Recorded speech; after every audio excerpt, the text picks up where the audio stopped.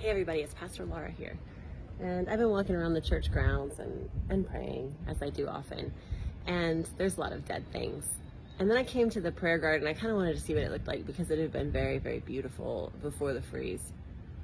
And as you might imagine, it got frozen. So a lot of these are succulent plants that are tropical. They're going to do very poorly. And you can see that some of them have frozen.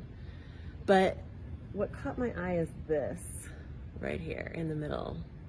It's a flower, it's a bud of new life.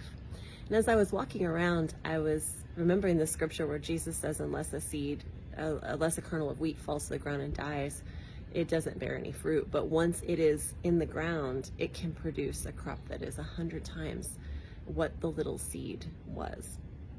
And I think a lot of times we don't think about the way death can lead to life, but God thinks about that often. That there are things that when they die, they produce even more. And there's things that have a season, and then they do, they die, they return, they quit. Programs at church, I'm thinking of, ministries even, have a season.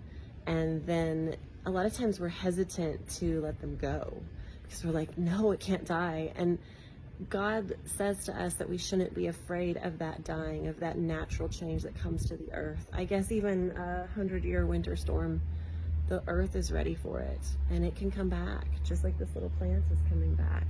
And we just have to give it time. We have to wait and see what the world does. We have to be patient.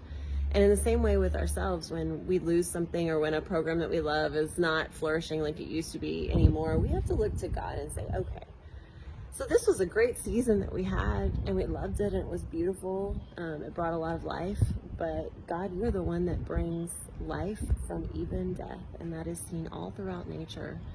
And so then we just trust God and say, will you walk with us through this season where it looks like everything is dead, but show us how life is coming from that loss, is sprouting forth even in the first week after it. So be of good cheer. Remember that even in death, there is new life because of Jesus, and I'll see you soon.